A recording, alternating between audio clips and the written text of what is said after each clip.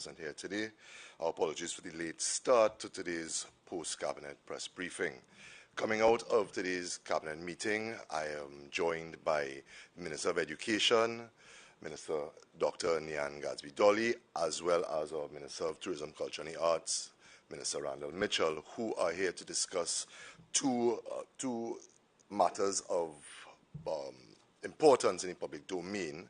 And let's move straight into it, and I will start with Minister Gadsby-Dolly. Thank you very much, and good afternoon to our viewing and listening audience and to the members of the media. Today I want to deal with school indiscipline mitigation strategies. The Cabinet has requested that I speak to the public on this matter. A young lady is injured and another one has been expelled from school, and these are both very unfortunate circumstances. It's important then to discuss what measures are in place in the education sector to deal with school indiscipline. There is a National School Code of Conduct which was last revised in 2018. It's available on the Ministry's website and it's available via a link on our Facebook page. This School Code of Conduct is 83 pages long, and it describes the role of the Ministry of Education, the role of our school personnel, principals, teachers, and various stakeholders, including our parents and our students, in maintaining a safe and secure learning environment. The National School Code of Conduct also speaks to the standards of behavior that are expected from our students, as well as teachers, with respect to attendance, punctuality, dress and grooming, integrity, cellular phone usage, and use of social media. Those would have been some of the last things added in the revision, that cellular phone usage and the use of social media. This National School Code of Conduct also lists and defines 27 categories of infractions and gives consequences for the first offense as well as repeat offenses. And these consequences range from informal talks, student conferences, parent conferences. Then you can go to suspension or expulsion, and if necessary, reporting the incident to law enforcement. So it lists it in a kind of progressive way. Currently, data is collected on 30 types of infractions which occur at schools. So the Code of Conduct lists 27. There are 30 currently that are collected. Some historical context and data so we understand what we're dealing with in terms of school and school indiscipline. For the following 6 types of infractions: assault, assault with weapons, bullying, extortion, fighting with and without weapons, the number of suspensions issued in 2015 would have been 1785, and that's just for these 6. 1785, in 2016, 2,053, in 2017, 2,486, and in 2019 we are at 2,529. The total suspensions issued in 2019, that's from January to December, would have been 7,630. For term 3, and coming down to the present now, for term 3 of 2021-22, and of course, when schools closed in March of 2020, you would have had a hiatus in terms of suspensions and so on. Mainly anything digital would have taken place there, but there would have been very low numbers. So as students have returned fully to school in term 3 of 2021-22, we have issued for the term so far 1,318 suspensions. And just for a matter of knowledge, in terms of the breakdown, more suspensions issued were for fights without weapons, 20.86%, 275.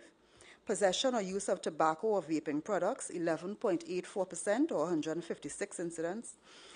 Assault without weapons, 9.64%, or 127. Disrespect or defiance to authority, 8.65%, or 114. Possession and use of alcohol, 4.86%. Sexual misconduct, 4.07%. Misuse of technology, 4.25%. Disorderly or disruptive conduct, 4.25%. And assault with weapons, 1.29%, or 17.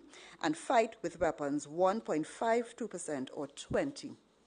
And this is out of the 1,318 suspensions issued so far for term 3, 2021-22. Looking at when the infractions occur, mainly lunchtime, 31%, during class time, 18%, after school, 13%, break time, 10%, during unsupervised class time, 9%, and before school, 5%. So in setting that context, we understand that school indiscipline is something that we deal with all the time, and we are certainly dealing with it now in Term 3 of 2021-22.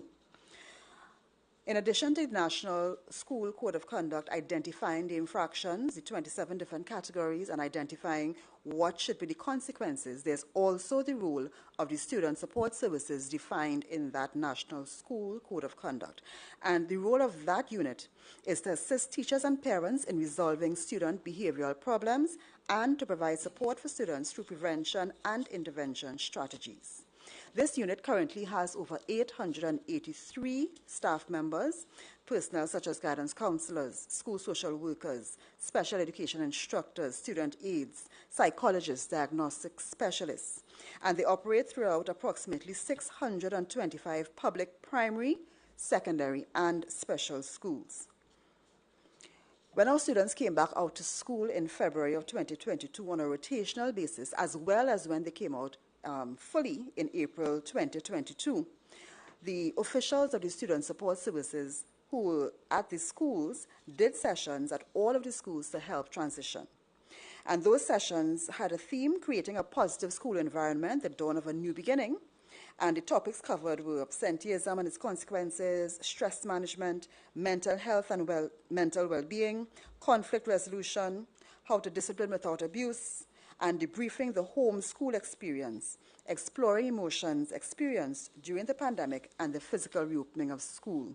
Also, the impact of COVID and how it affected the family unit. Managing anxiety associated with the reintegration into the school system, that was also another topic covered in those sessions held by the Student Support Services Division with the students. In February 2022, when Forms 1 to 3 students came out to school after almost 2 years for most of them, the incidence of school indiscipline would have resumed as would have been seen before.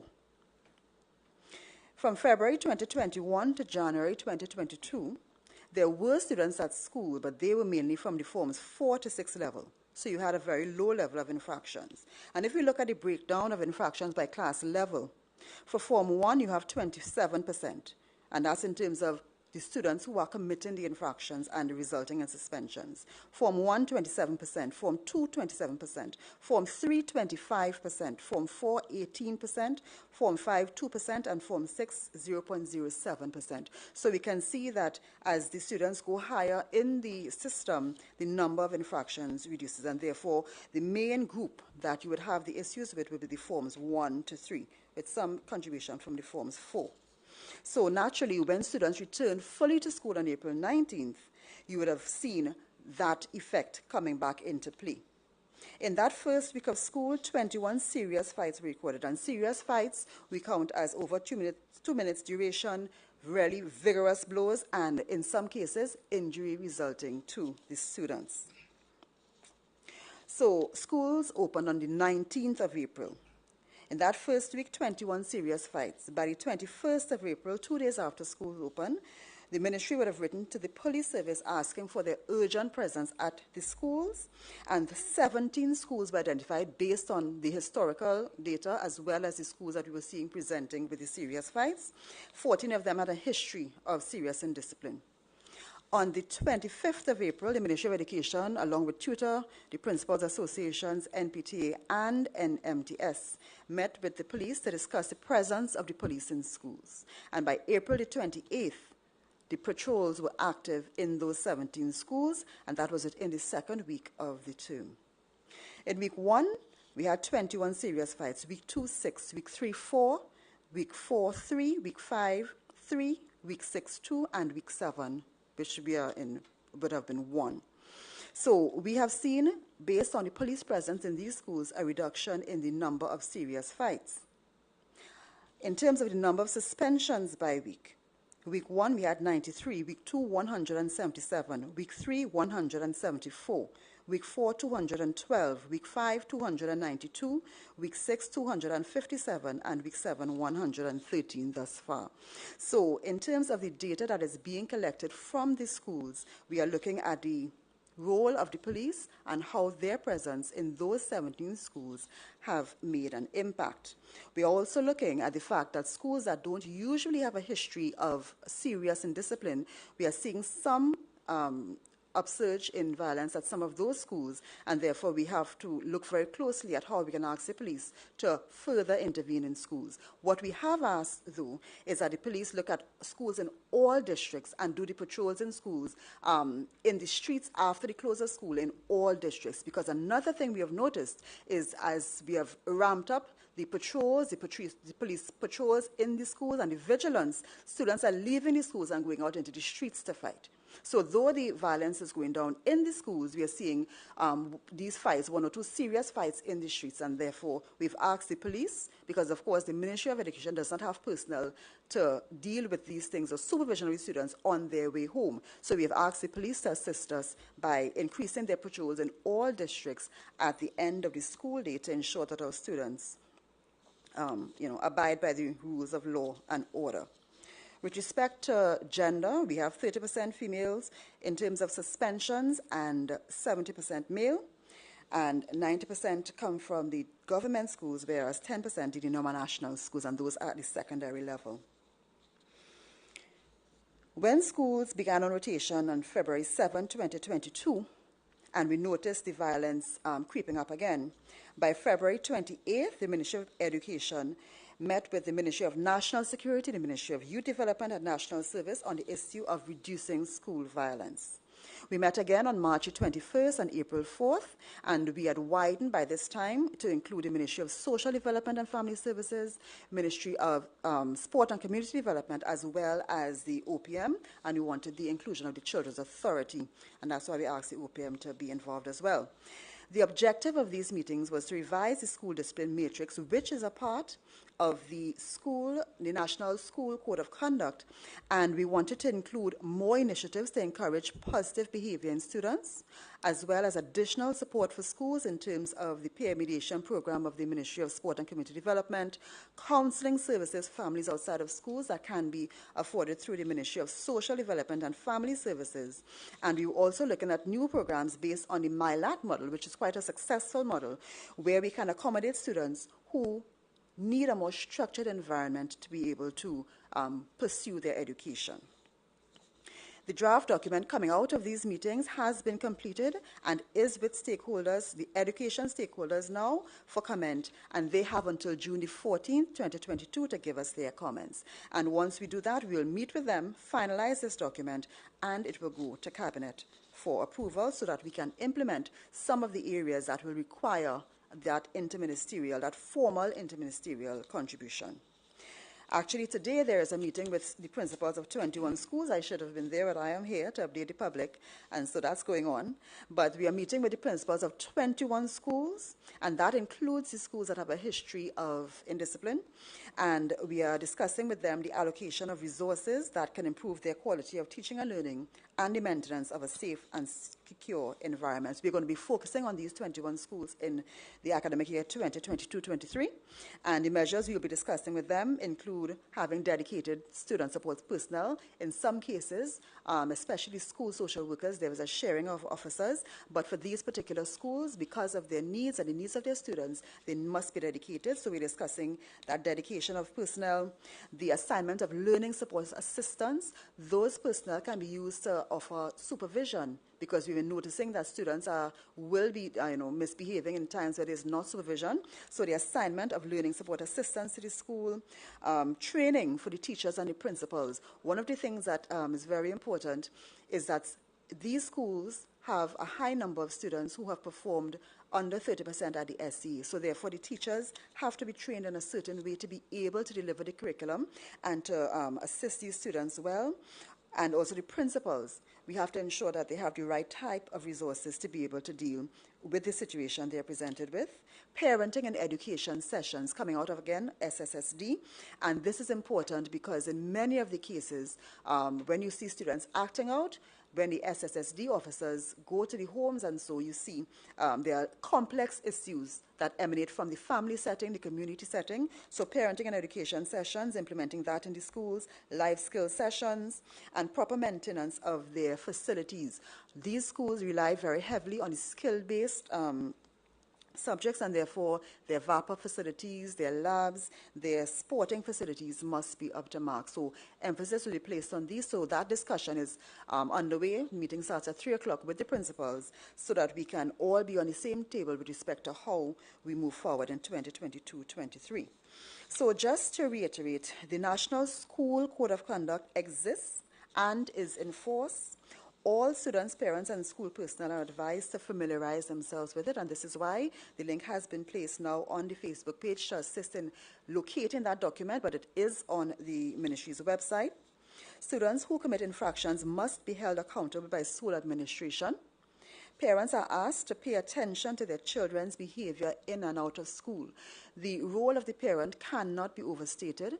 Though teachers, school principals, SSSD personnel may do all they can, in many cases, too often, the parents are not reachable. And even if you reach them sometimes, the attitude of the parents when presented with the situation involving their child leaves much to be desired. So we're asking parents, please, to pay attention to your child's behavior. You are the final arbiter, and we're asking you to play that role. Principals have been asked by memo dated June 7, 2022, to ensure that where it is necessary, reports to the police are made with respect to infractions carried out by students. The Ministry of Education is carefully monitoring the disciplinary history of repeat offenders and those students on extended suspensions. We do have the names and the schools, and we are looking at their discipline as the reports come in.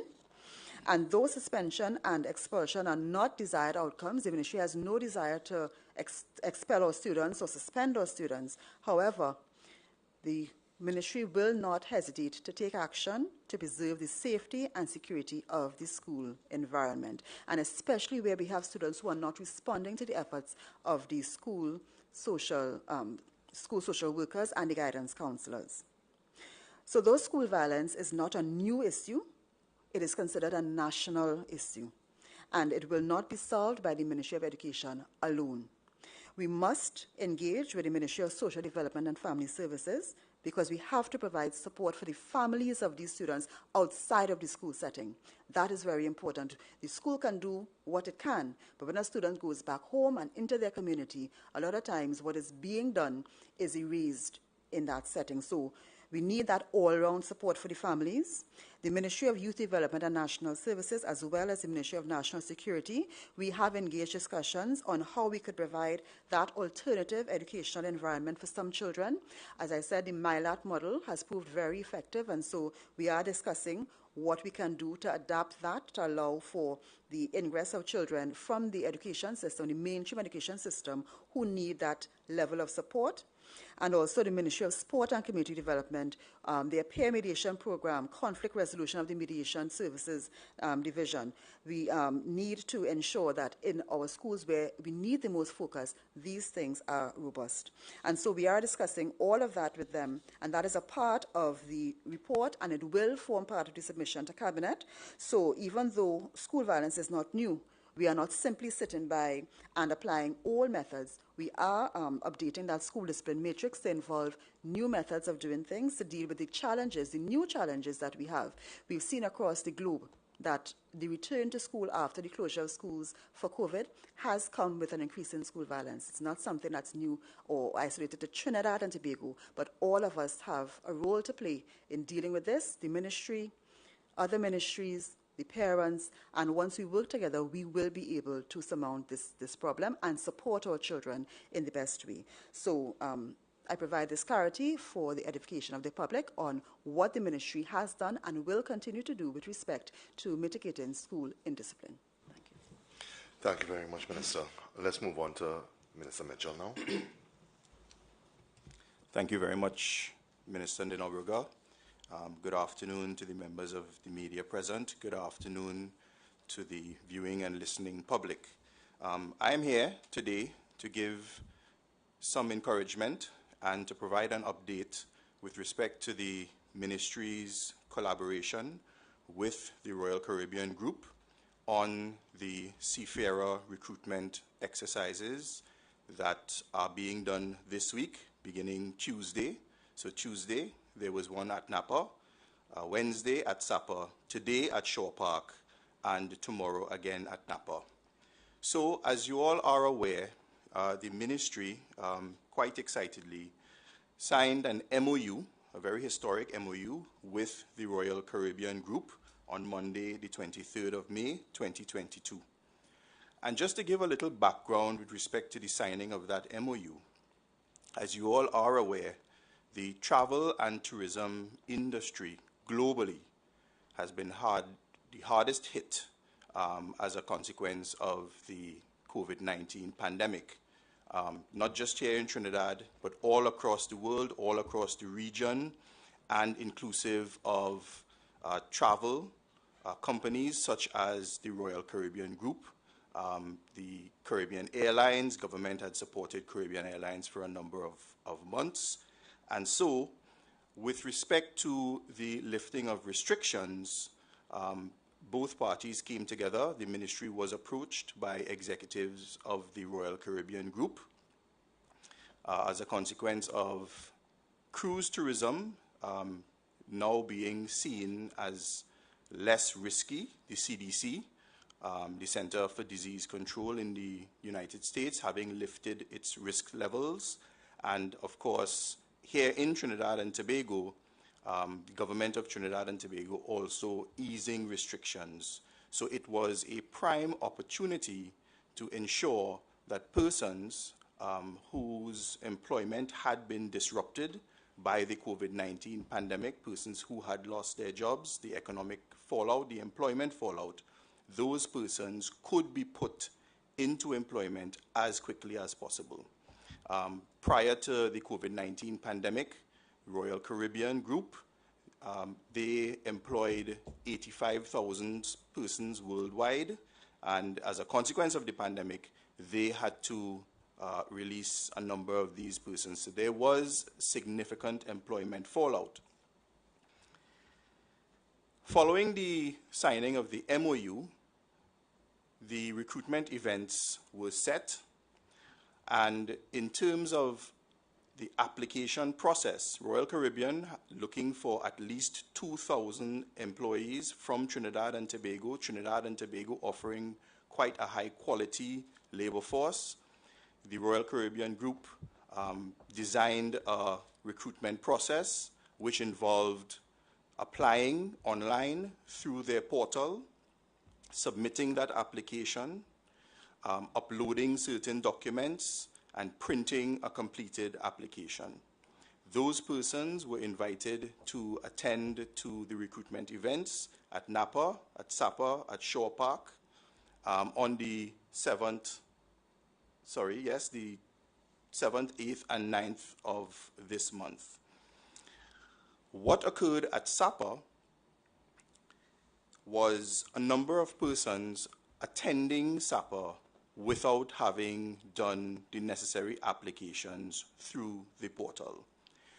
On Monday, at last count, there were 2,800 persons having successfully completed their information through the portal.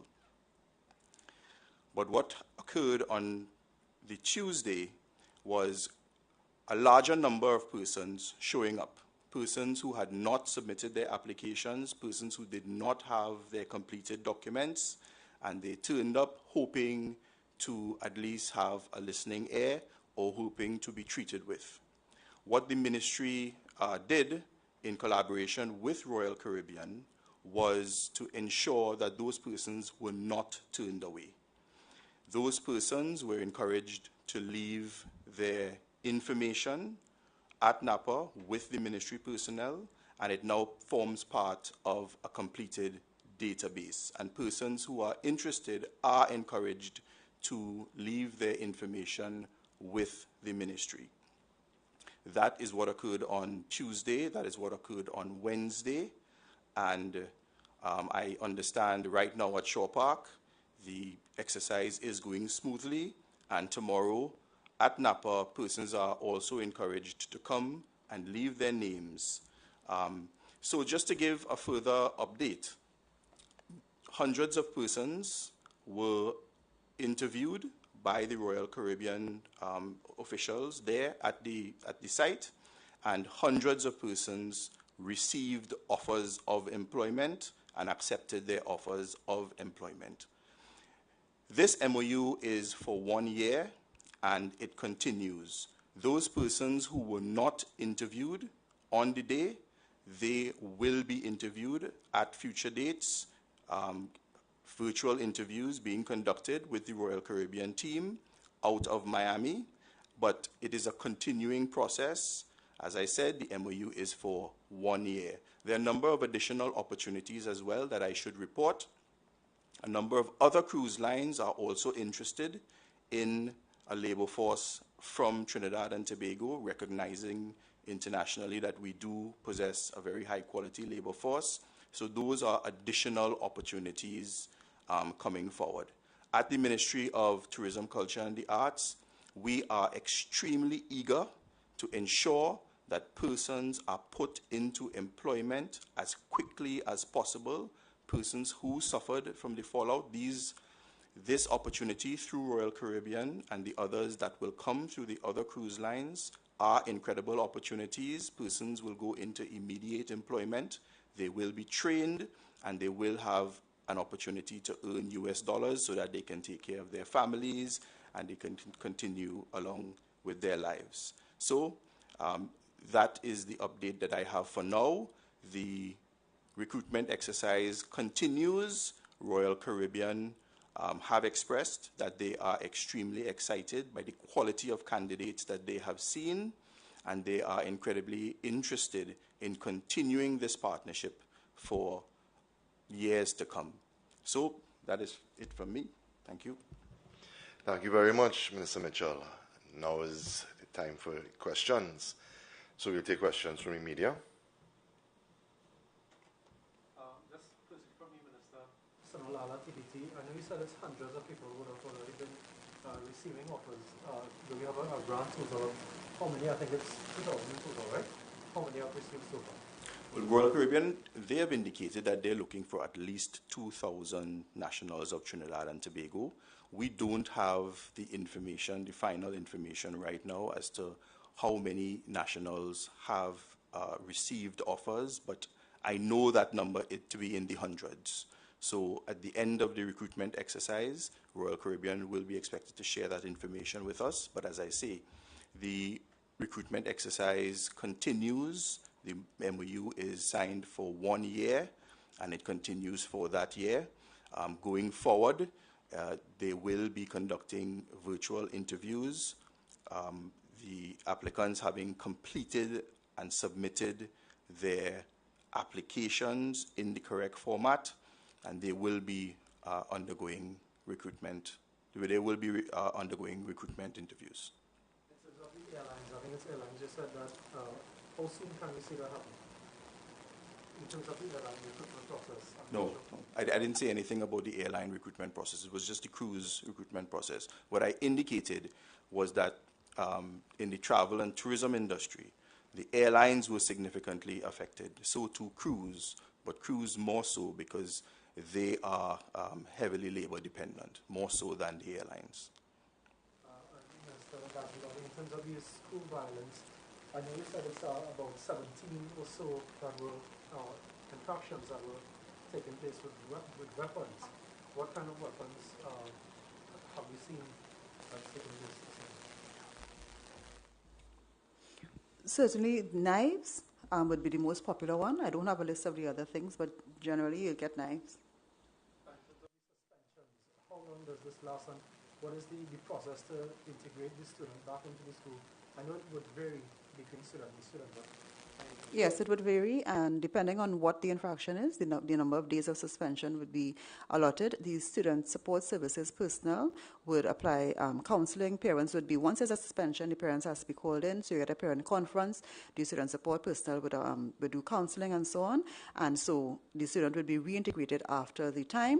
Or if it is something that is very, very severe, the school would apply for an extended suspension so that there can be an extended period of counseling and so on with the child as well as the family.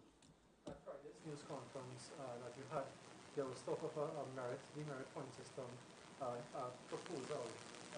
Has any talks undergone any talks so far on that? The merit paragraph of the large report is a very, very small proposal that can be added to encourage students to behave positively. That report, that is not fleshed out, that is just a proposal coming from persons' experiences. The major parts of that report deal with in-school suspension, things that have not really been a part of the school discipline matrix, so in-school suspension, detentions, and how those would be carried out, which personnel of the school would take up that role, how we would have more and formal interaction by some of the other ministries and agencies to support the schools in terms of the life skill sessions, the parenting and education sessions, the peer mediation, conflict resolution sessions. So all of those form the meat, really, of that document. It's looking at the infractions, separating them into different categories, but it's minor, major, severe, and looking at the types of consequences that come along with it, and including into those consequences more areas that can aid in student development rather than simply suspension or expulsion. You indicated there was a bit of a decrease in the number of school violence incidents after patrols were beefed up by police and so on. If this continues or persists, is there a need to possibly bring back the police into the schools rather than just the patrols itself? The police in the 17 schools identified where we've seen the positive impact of the police are patrolling in the schools. So they're patrolling in the schools throughout the day as well as outside of the schools at the close of school so that our students could, exit the school without the fighting. So in those schools, we've seen that. But what we are seeing is other schools that don't have a history of violence. And that's part of the fact that all of the fighting and so on is shared so widely on social media. There are children who take very great pleasure in seeing themselves on social media. And so in some cases, they plan what they're going to do, and they execute that plan, and then they look at the video very gleefully, because they feel like superstars. We have to understand we live in an age where people make a living out of being a social media content creator. So these are things that we have that are new to the environment now, and with the expanded use of technology because of the pandemic, our students are very, very versatile. A lot of them have very good phones and recording equipment and that kind of thing. So they use these things, and that's part of it. So we are looking at the trend in schools that did not necessarily have a history of that kind of indiscipline, and looking to see whether we need to expand the police presence in the schools. And the police that are in the schools are the community police, those that have the police youth club training. So they are very good with the students. So if we need to expand that, then certainly we will do that. So that's why the data coming in is so important. Right, so my question, so my first question is, a lot of what you said focuses on discipline and I forgot the word, but are we talking about punishment? So we talk a lot about punishment and consequences. Are we looking at rehabilitation for these students, especially the ones who have more than one incident of violence or acting out or disrespect?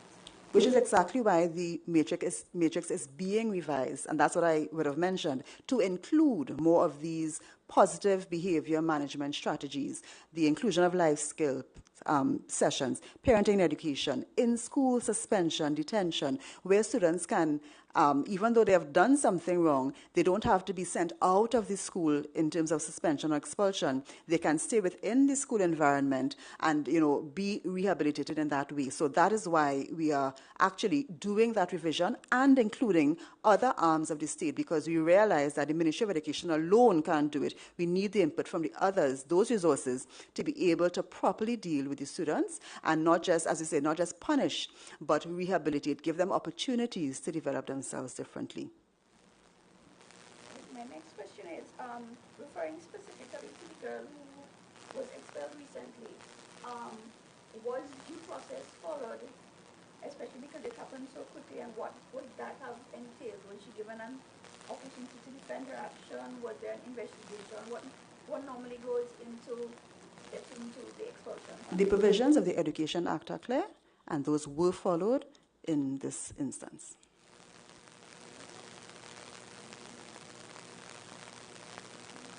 So just in terms of I know you talked about parents, some of them having a bit of an attitude towards this. Any message towards them to help with their children? The message is that parenting is not for the faint of heart, nor is it easy.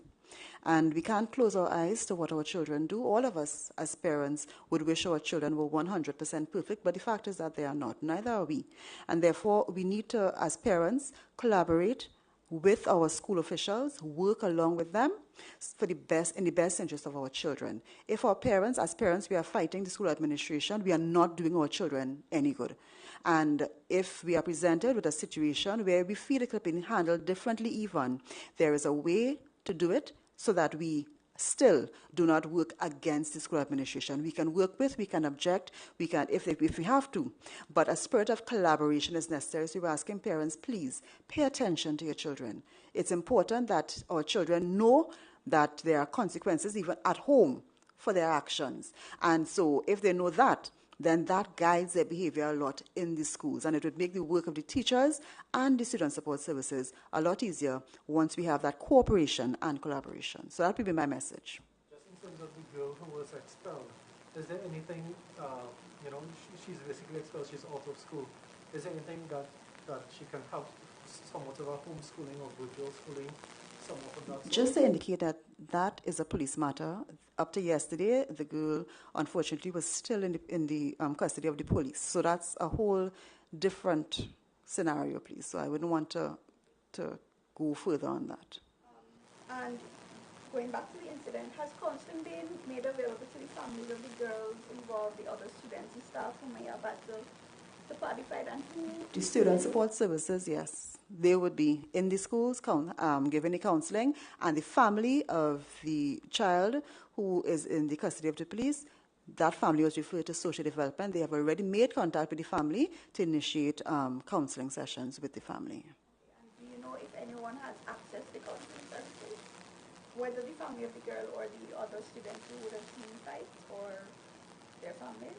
The counseling is taking place at the school, right? So they went into the student support, additional support would have gone into the school and had mandatory sessions with the students. And the parent of the girl, who is in the custody of the police, she responded. And so they will, social development will organize the time for the counseling sessions to take place. Minister Mitchell, with respect to the exercises that went on at Sapa and Upper, there were many people who went to the venues and then said that when they got there, they were asked for documents that were not listed as part of the application process, and so they were turned away. Do you have any comment on what might have occurred as to why that might have happened? Yeah, well, persons were not turned away. That's the first point. Persons were encouraged to put their names, their contact information, a number, their telephone numbers, and their email addresses. We had advertised on social media and in the traditional media on the necessary application process. So first things first, you were to go to the Royal Caribbean Group's portal and submit an application and upload certain documents. At the interview, you were supposed to walk with a valid passport or an application for a valid passport, a police certificate of character, or the receipt for the application of a police certificate of character, your CV, as well as any supporting documents upon which you wished to rely. So those were the types of documentation. That is a synopsis of the application process, following which you would be interviewed by the Royal Caribbean personnel. You would then go on to do some medical screening, and then you would know whether you received an offer or not. And on site, you would be given access to a portal to accept or decline the offers received, and then given the next steps. So those persons were not simply turned away. They were encouraged to put their contact information. As I indicated before, this is a tremendous opportunity for the nationals of Trinidad and Tobago, persons who were employed in the travel and tourism industry and whose lives were disrupted as a consequence of the fallout of the employment, or persons simply looking to engage in a change of career. This is an incredible opportunity. Persons who work on the cruise ships, they earn a very decent wage, and they receive very high quality training, and they're a part of a large multinational world-renowned company. So this is an incredible opportunity. The ministry makes absolutely no apology. We are relentless in pursuing the gainful employment of our nationals. We are constantly looking for other opportunities. As I indicated, there are other cruise lines who are interested in hiring our nationals, and we are all here for it, and we will do whatever it takes to ensure that persons are put into gainful employment. And you said that there are other cruise lines that are interested in hiring our people. Has the ministry reached out to them to say when to come and that we have this database? As a matter of fact, they have reached out to us. I have just returned from a cruise conference, the Florida conference, the Florida Convention Cruise Association, and a number of cruise executives met with the Trinidad and Tobago team. I was a part of that team, and they have indicated an interest in hiring Trinidad and Tobago nationals, and we are at some advanced stages with respect to those discussions, and very soon we will communicate with the public. Of course, we now have a database of employees, well, potential employees looking for employment on the cruise ships, and we will put that database to work and ensure that they are given every opportunity to work at the cruise lines.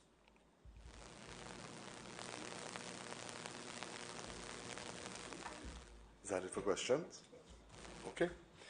Well, thank you for joining us, both the members of media here as well as the listening and viewing public.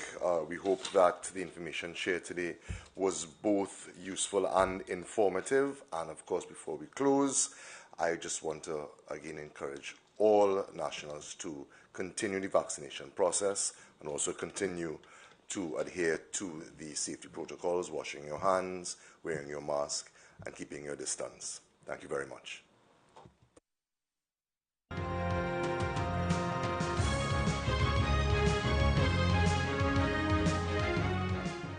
I may not be right for you, but I'm right for somebody. It's your girl Didi, and we are back with another episode of We Outside. You know we have been hitting you with events week upon week, greatness happening, and it continues to happen. I may not be right for you.